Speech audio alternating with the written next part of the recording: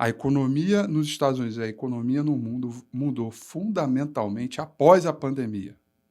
Então, não dá para você mudar e querer usar os mesmos recursos e referências no mundo pré-pandemia para hoje, porque eles são completamente diferentes. Então, eu queria ancorar esse pensamento para que as pessoas entendam que muito do que se usava no mundo pré-pandemia, hoje estão completamente defasados ou simplesmente não se encaixa para a modelagem de perspectiva econômica ou como sociedade. A pandemia transformou o mundo como um todo e os Estados Unidos ainda mais, né? Em diversos aspectos. Eu vou concentrar aqui apenas no lado da macroeconomia, que foi a linha da pergunta.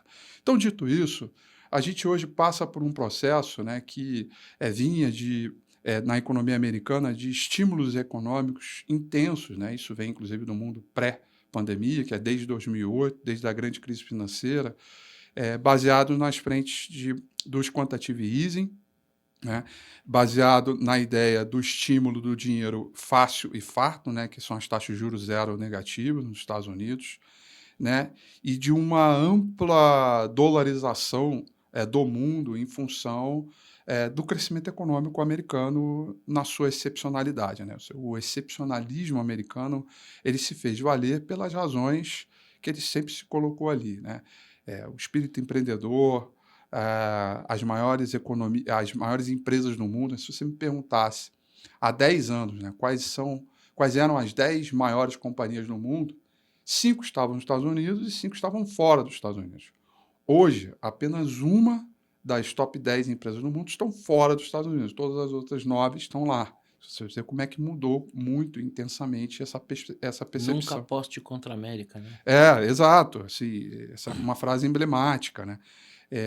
E essa empresa que está fora dos Estados Unidos é a Saudi Aramco, né? Que é a empresa ligada a petróleo, que está fora. O resto, todas as demais estão lá. E aí, com a pandemia, com a chegada da pandemia, que, enfim, como eu disse, mudou drasticamente a ordem da economia, ela, esse mar que baixou, e estão vendo as áreas sensíveis das economias, o nível de exposição que elas estão diante à realidade econômica que elas vivem, está muito mais aguçado, está muito mais claro, né? Então, com isso, hoje a gente está num ambiente que o mundo errou muito, inclusive eu, na percepção de que agora vai vir recessão econômica americana. E, puxa, não vinha recessão, né? Não, mas agora o bicho vai pegar, porque assim, o nível de endividamento das empresas, das economias, dos governos, pô, isso vai pegar para valer, vai vir então um choque econômico muito forte. Não veio.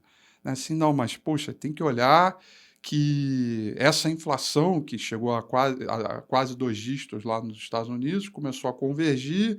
Assim, não, ela não está convergindo, isso vai desacelerar brutalmente a economia e por isso pode vir recessão, não veio. A curva de juros dos Estados Unidos eh, inverteu e ficou 192 2 semanas invertidas, né? E sempre nas últimas 4 vezes na história da economia americana, quando essa curva se inverte, gera uma recessão econômica. E a curva inverteu, desinverteu e não veio a recessão. Então, o meu ponto aqui é que a gente está vivendo um novo, tão novo, que todos os dias é um capítulo novo dessa história e que não dá para trazer tantas referências do passado para agora. Dito isso, a gente está vindo de um cenário onde a gente tem uma inflação que está girando na casa dos 3% nos Estados Unidos e estamos diante de uma desaceleração do mercado de trabalho muito forte, ao ponto do Fed levantar a bandeira dizendo que está pronto para começar a flexibilizar a sua política monetária, né? O Fed, nos Estados Unidos, ele tem duplo mandato, né? Diferente daqui do Banco Central, que tá mais focado na moeda e na inflação, né? Exato. O nosso Banco Central aqui, o Copom, ele também olha para a taxa de desemprego, mas é o menor dos problemas hoje em dia, uma economia altamente estimulada, o desemprego está lá embaixo, né? Mas lá não. Lá, nos Estados Unidos, ele com esse duplo mandato, ora ele tem que olhar mais para a inflação, ora ele tem que olhar para o desemprego, porque o mecanismo de transferência vindo do Banco Central ele é muito mais rápido, né? Aqui, enquanto tem um atraso de 12, 18 meses, lá é muito intenso. Então, quando ele baixa a taxa de juros, essa queda da taxa de juros ela vai direto para a ponta mais rapidamente.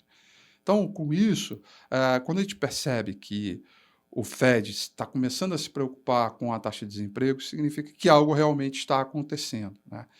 E por que eu trouxe mais uma vez a questão da pandemia, né? Porque hoje há uma discussão lá nos Estados Unidos a respeito quantas vagas de trabalho precisam ser geradas para que haja o pleno emprego, né? Porque, em média, historicamente, nós estamos falando cerca de 80 a 100 mil postos de trabalho, em média, ali, colocando às vezes um pouco mais, um pouco menos, mais ou menos na história. E eu também acabei de dizer que não dá para trazer tantos dados da história para a realidade de hoje. A pandemia mudou fundamentalmente a economia, que a gente tem, por exemplo, hoje nos Estados Unidos, muito mais gente empregada part-time, e que esse part-time, né, que divide, está em pelo menos dois empregos, do que uma economia de empregados que está fixo em um trabalho só, Como era full-time, pré-pandemia, né? como era na pré-pandemia. Então, isso é uma prova real De que alguma coisa mudou. mudou aí drasticamente. Tem um outro dado que eu adoro, que tem na Bloomberg, que você pegar o dado de volumetria de número de pessoas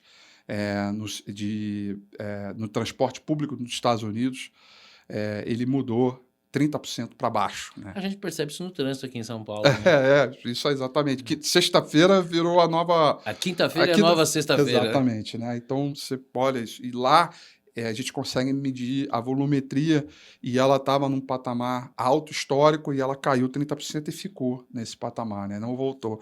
Mesmo com as economias voltando, mesmo com as grandes empresas pedindo para as pessoas voltarem para o trabalho presencial, isso mudou. Então a gente tem uma mudança drástica, né, nesse quesito. E aí a gente entende que eu estou pelo lado da ideia que o número de médio para você ter uma economia em pleno emprego, hoje ele era menor, não é mais como foi visto anteriormente. E os últimos dados do mercado de trabalho, né, o último dado, se eu não me engano, não me falha a memória, foram 32 mil postos de trabalho, né, enquanto a expectativa era coisa da ordem de 70. Então significa que a gente está reduzindo o mercado de trabalho, o mercado como um todo se assusta com a ideia de que então está na hora de começar a convergir taxa de juros, flexibilizar, porque o mercado de trabalho está se enfraquecendo. Se fosse uma coisa da ordem negativa, ou seja, em vez de estar construindo 32 mil postos de trabalho, está destruindo 10 mil, 30, seria outra história. Então, eu acho que a gente está chegando e está normalizando para esse mundo pós-pandemia, né? Não dá para a gente hoje ter como referência os 80, 100 mil postos de trabalho lá atrás, né? Esse é o novo normal. Esse é o novo normal, tá? E eu acho que as pessoas ainda não se ligaram um pouco nesse processo, elas ainda estão trazendo. Eu acho que o próprio Fed, quando traz dentro do seu modelo de expectativa de juro, ele traz muita coisa de Ainda está 2019, contaminado 18. com um passado pré-pandêmico que hoje já não se repete. E eu não acredito. Então, eu acho que ele falha um pouco nessa história. Vamos lá, Rafi, qual é o novo modelo? Aí a gente tem uma pergunta com uma bela, uma interrogação. No dia a dia a gente percebe isso, né? Nos hábitos de trabalho, mais pessoas trabalhando em home office. Por exemplo, no comércio, a questão da omnicalidade, né? A propensão cada vez maior das pessoas não irem às lojas ou quando vão ali para ver o produto, mas às vezes compra pelo próprio aplicativo de dentro da loja, né? Essa convergência dos canais é um sinal claro aí desse novo mundo pós-pandemia, né? E a taxa de crescimento populacional americana está reduzindo desde a pandemia, né?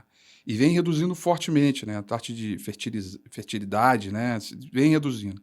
E aí você tem um programa de imigração que aconteceu em função da chegada do Trump, que ainda assim você reduziu ainda mais esse grosso da população que é o economicamente ativa, né? Que está ali, está pronto para o emprego.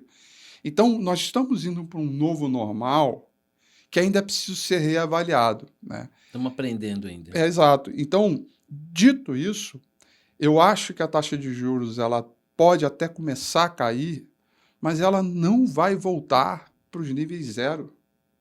ou negativo, como a gente viu no nível pré-pandemia. Eu não acho que isso vai acontecer e não vai tão cedo. A gente vai viver para um novo normal agora, que o custo do dinheiro, do maior tesouro do mundo, né, da maior cofre do mundo, vai valer alguma coisa e vai ser um pouco mais aí, um pouco menos, 3%, 2,5%, 3%, em algum momento da normalidade. O que significa que o dinheiro no mundo, né, ele tem um custo de oportunidade agora elevado e que se torna um pouco mais escasso diante da realidade.